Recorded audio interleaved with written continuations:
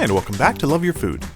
This week we're doing sort of a party recipe for you. This is our method for tempura. If you've eaten at Japanese restaurants very much, you've probably encountered tempura before. It's a light batter covering usually vegetables of various kinds and sometimes things like mushrooms and also shrimp, very popular.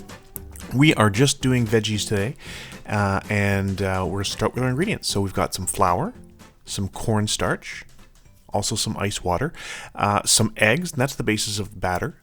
And then inside we're going to be putting some cauliflower. We have these beautiful locally foraged chanterelle mushrooms. We managed to get some fresh shiso leaves, these purple yams, some okra, just some regular white onion, and a kabocha squash. And then the sauce is going to be comprised, we've got a little bit of citrus juice. This is a calamundan, some soy sauce, some mirin, some sweet cooking wine, and also some sesame oil. And that's going to make the dipping sauce for our tempura. So we're going to start. You want to make sure that all of your vegetables are prepared first. So if you're using something like okra, you do need to get rid of some of those stemmy ends. You want to get rid of those because you want to be able to eat everything on there. And those end bits just aren't all that delicious. So we're just going to trim those off of the okra. For the yam, we're going to cut this into, honestly, panels. We're just going to cut the ends off. You want to make sure they're good and clean. And then you can cut them however you like. If you want them in smaller pieces, you can cut them across, or if you want to make big panels like we're going to do, you can cut them lengthwise like this. Now we're going to get rid of the piece that's mostly skin. And we're just going to cut these into pretty thick, honestly, panels. We're not going to cut them super, super thin because we want them to have a little bit of flavor, a little bit of texture when they're cooked. Now, we found that these ones, once they were cooked, were actually quite starchy. It was, and they stayed this incredible bright purple color, which is amazing. Now, these chanterelle mushrooms, as I said earlier, these are local, wild foraged chanterelle mushrooms, absolutely delicious, super, super interesting, quite a delicate texture despite being quite so meaty. And you can see they're really got a lot of heft to them. They're absolutely delicious. And we just want to cut these into sort of bite-sized pieces and keep them pretty much whole. Same for the cauliflower. Now, cauliflower is going to soak up a lot of the batter. And we want these to be, again, pretty bite-sized bite-sized pieces for this.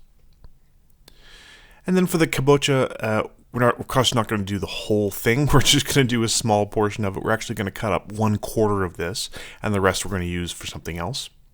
So if you want to make some soup or anything like that, you can use our kabocha squash soup or something like that. Absolutely fantastic. So we're just going to cut this open as we did the last time and scoop out the insides.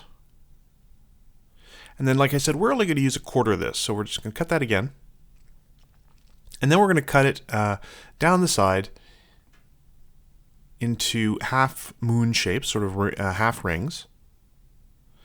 And the skin on a kabocha squash is actually tender enough once it's cooked to eat. So we're just going to leave the skin on because it adds this really nice color to it, nice texture, and we're just going to leave it on, and that's just fine. Next, we're going to make our sauce. We're going to get this together so that it has a chance for all of the flavors to come together.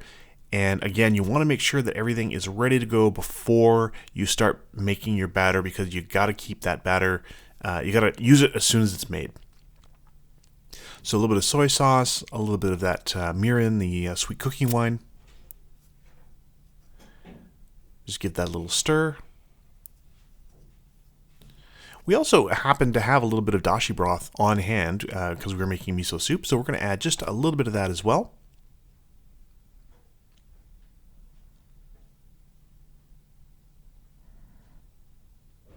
And then our calamundan. So if you want to add a little bit of lemon juice or lime juice to this, that's just fine. We happen to have these growing in our apartment, so we're just going to add a little bit of the fresh juice from these calamundans.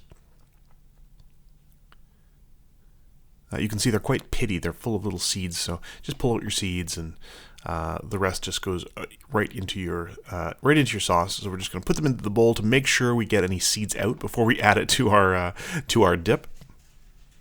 And there we go, that's all set. And then for your batter, you want to make sure that it stays super, super cold. So we are going to put a mixing bowl into an ice bath, and we're going to add our flour and our cornstarch.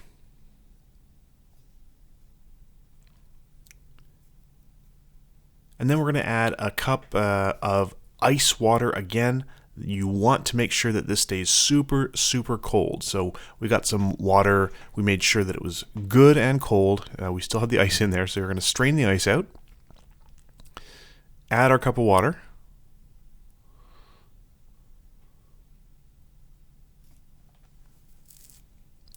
And then we're going to add some eggs to this as well.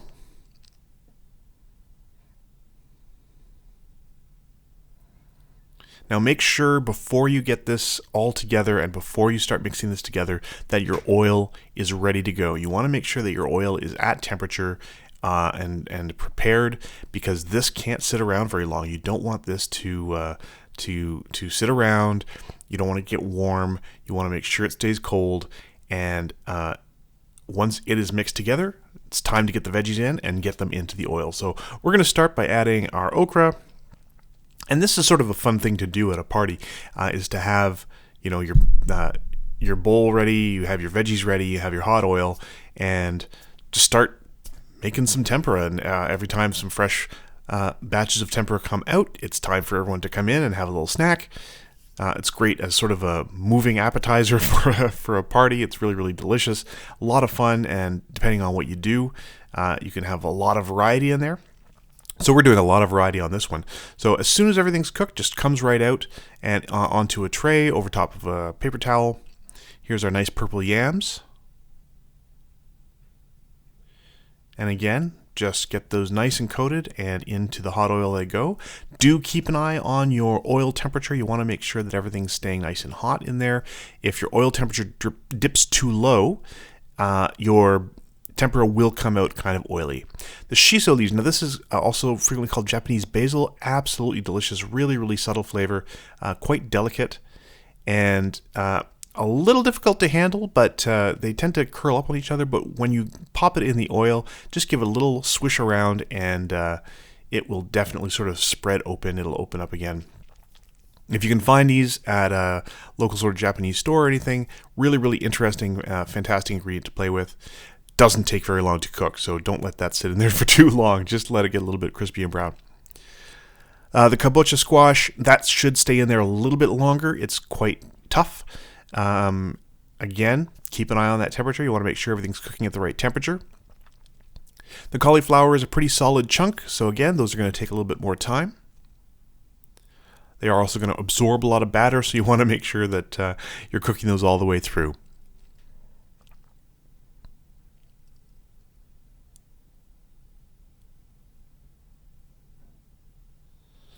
Next, we have our chanterelle mushrooms, and you could use just regular button mushrooms or criminy mushrooms for this. Super, super delicious. This one went particularly well with our sauce because the mushrooms have quite a delicate flavor when they're cooked, and the sauce really brought it out. So you had that little bit of tartness from the citrus and the sesame oil, and really, really excellent flavor. Now, the mushrooms, you do want to cook them until they're all the way cooked. And same with the onions. We're just going to make these into onion rings. And of course, the little small pieces are going to turn into these nice little brown, crispy, rich onion bits.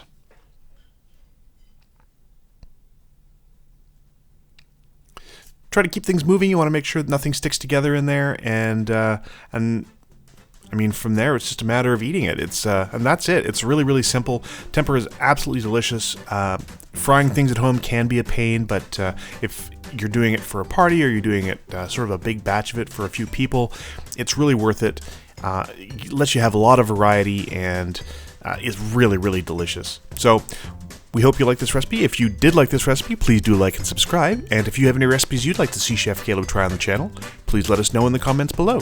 And remember to love your food.